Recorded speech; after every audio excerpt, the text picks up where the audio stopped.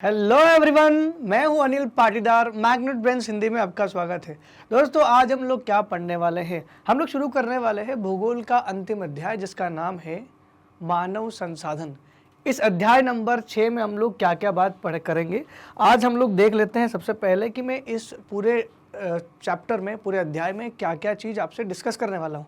तो कुछ टॉपिक के आपके सामने नाम लिखे हुए हैं, जिसको इन आने वाले वीडियो के दौरान हम लोग चर्चा करेंगे। तो हम लोग क्या क्या चीज़ पढ़ेंगे? पहला हम लोग पढ़ेंगे दोस्तों, मानव संसाधन क्या होता है।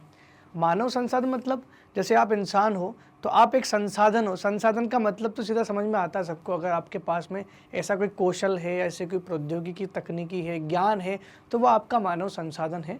तो उसके बारे में उसके लिए सरकार क्या कर रही है, इसको बढ़ावा देने के लिए सरकार ने क्या क्या कुछ किया है, ये सब कुछ इसमें दिया हुआ है। कुछ एक एग्जाम्पल के तौर पर हम लोग उसमें बताएंगे। जैसे प्रधानमंत्री कौशल विकास योजना की इसमें बात करूंगा मैं आपसे। बाकी जनसंख्या का वितरण की बात करें तो पूरी दुनिया में जनसंख्या, पूरे विश्व के 7 महाद्वीपों में, एक अगर अंटार्कटिका को छोड़ दिया जाए तो बाकी बचे हुए जो 6 महाद्वीप हैं, इन सभी में जनसंख्या का वितरण पूरी तरह से।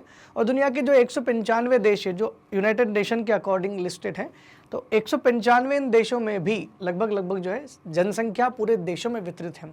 लेकिन एक चीज़ यहाँ पर ट्रेंड देखने को मिलती है कि जनसंख्या कहीं पर ज़्यादा है तो कहीं पर कम है, ज़्यादा है, क्यों है, इसके कारणों की चर्चा भी हम लोग इन्हीं वीडियो के दौरान करने वाले हैं दोस्तों। तो हमारा दूसरा जो कॉन्सेप्ट है वो क्या था दोस्तों? जनसंख्या का वितरण। बाकी उसके बाद आता है जनसंख्या घनत्व की बात आती है। जनसंख्या घनत्व के अंतर्गत हम लोग केवल इस बात की चर्चा करेंगे कि एक्चुअल में जनसंख्या घनत्व होता क्या है। घनत्व तो आपने भौतिकी में यानी फिजिक्स में जरूर हो सकता है सुना होगा। फिजिक्स का वर्ड होता है घनत्व। मैं बताऊंगा घनत्व का मतलब क्या होता है, इसकी परिभाषा जरूर पूछ सकता है। और ये भी पूछ सकता है कि दुनिया में कितना घनत्व है और भारत में फिलहाल में कितना घनत्व है। अब आपको ये भी तय करना पड़ेगा कि आप जिस राज्य में रहते हैं उस राज्य में कितना जनसंख्या घनत्व है, ये भी आपको पता करने की आवश्यकता है। भले ही वो एग्जाम पॉइंट ऑफ व्यू से इम्पोर्टेंट ना हो, लेकिन फिर भी एक जनरल नॉलेज के हिसाब से आपको इसको करना ज़रूरी है। बाकी जो चौथा हमारा कंसेप्ट है दोस्तों, जनसंख्या वितरण को प्रभावित करने वाले मुख्य कारक। जहाँ पर दिया जाता है ना दोस्तों, जनसंख्या को प्रभावित करने वाला मुख्य कारक, ये समझ लीजिए कि इस प्रकार के कारक सीधे परीक्षा में आ सकते हैं। और ये छोटे प्रश्न नहीं आते, ये दीर्घ उत्तरी प्रश्न आते हैं, बड़े प्रश्नों में पूछे जाते हैं। अब जनसंख्या को प्रभावित करने वाले कारक मतलब कौन सी चीज़ है जो जनसंख्या को प्रभावित कर सकती, कैसे कर सकती है? या तो मैं ऐसा बोल सकता हूँ किसी जगह पर जनसंख्या बहुत ज़्यादा है तो कुछ कारण रहा होगा, या मैं ऐसा बोल सकता हूँ कि किसी जगह पर जनसंख्या बहुत कम है तो कुछ कारण रहा होगा। मैं ऐसा बोल सकता हूँ कि उत्तर प्रदेश में और राजस्थान के मरुस्थल में जनसंख्या में अंतर क्यों है। आप ऐसे ही बता दोगे सर कि वहाँ पर गर्मी बहुत ज़्यादा है, पानी नहीं है, पूरा मरुस्थल इस वजह से। तो इसका मतलब जलवायु एक कारक हो सकता है जो आपने एकदम से सोचा और आ गया। ऐसे बहुत सारे कारक हो सकते हैं दोस्तों जो जनसंख्या को प्रभावित करते हैं। यानी दुनिया के अलग अलग देशों में लोग अलग अलग तरीके से रहते हैं और उनका जनघनत्व और जनसंख्या भी अलग अलग है, जिसके कई सारे कारक हैं जिनकी चर्चा हम लोग वीडियो के दौरान करेंगे दोस्तों। आज केवल हम लोग इतना ही समझेंगे कि क्या क्या इस पाठ से हमें, यह अध्याय हमें क्या बताता है, इन चीज़ों की ही चर्चा इसमें करना है। नेक्स्ट कॉन्सेप्ट हमारा आता है जनसंख्या परिवर्तन। ये जनसंख्या परिवर्तन क्या है? फर्ज करो कि जैसे अफगानिस्तान कोई देश है, फर्ज करो कि पाकिस्तान जैसा कोई देश है, या कोई ऐसा देश जहाँ पर आतंकवाद बहुत ज़्यादा है। समझ रहे हो दोस्तों आतंकवाद क्या होता है? आतंकवाद दहशत का दूसरा नाम है। अगर मैं आपसे ऐसा कहूँ कि मान लो अफगानिस्तान में रोज़ बम फूट रहे हैं, अफगानिस्तान के लोग ही उन्हीं के लोगों को मार रहे हैं, तो क्या होगा दोस्तों? उसका रिजल्ट, उसका परिणाम ये होगा कि अफगानिस्तान के ज़्यादातर लोग उस देश को छोड़ के दूसरे देश में जाना शुरू हो जाएंगे, या अफगानिस्तान के अंदर ही उस जगह पर बसना शुरू हो जाएंगे जो काफ़ी सेफ हो। तो कुल मिला के कहा जा सकता है कि जनसंख्या का एक जगह से दूसरी जगह तक किसी परिस्थितियोंवश या विवश होकर एक जगह से दूसरी जगह की ओर भागना, इसी को हम लोग बोल सकते हैं दोस्तों जनसंख्या में परिवर्तन आना। और जनसंख्या में परिवर्तन आना केवल यही नहीं है, एक और दूसरी चीज़ है। जनसंख्या में परिवर्तन आने से मतलब है जनसंख्या में वृद्धि से। कई सारे देशों में जनसंख्या बहुत तेज़ बढ़ रही है, कई सारे देशों में जनसंख्या बहुत धीरे बढ़ रही है। उसके कारण हो सकते हैं दोस्तों जन्म दर, उसके कारण हो सकते हैं दोस्तों मृत्यु दर। जब जन्म दर बहुत तेज़ हो, मृत्यु दर बहुत तेज़ हो तो क्या होगा? जन्म दर धीमी हो, मृत्यु दर भी धीमी हो तो क्या होगा? और जन्म दर तेज हो, मृत्यु दर धीमी हो जाए तो क्या होगा। ये सारी की सारी परिस्थितियां हैं जो जनसंख्या परिवर्तन से संबंधित है। इसके अंतर्गत हम लोग इन सभी चीज़ों को पढ़ने की कोशिश करेंगे। जनसंख्या परिवर्तन के प्रतिरूप में दोस्तों वही चीज़ आएगी जो मैंने आपको माइग्रेशन वाली बताई, प्रवास की बताई, कि किसी देश में अगर बम ब्लास्ट हो रहा है तो वहाँ से लोग दूसरी जगह जा रहे हैं। कोई गरीब देश है तो हम अक्सर लोग बोलते हैं ना कि जैसे ही पढ़ लिया, बीटेक कर लिया, अच्छा डॉक्टर बन गया, इंजीनियर बन गया, तो अक्सर लोग अमेरिका की तरफ रुख करते हैं। लोग अक्सर अमेरिका चले जाते हैं, यूरोप में चले जाते हैं, कनाडा चले जाते हैं। ये क्यों होता है दोस्तों ऐसा? क्यों? क्योंकि इसी को हम लोग बोलते हैं दोस्तों जनसंख्या परिवर्तन का जो प्रतिरूप है। इसी प्रकार से कुछ इसको समझेंगे। एक और बात आती है जनसंख्या संगठन की। जनसंख्या संगठन में हम लोग समझेंगे कुछ पिरामिडों के बारे में।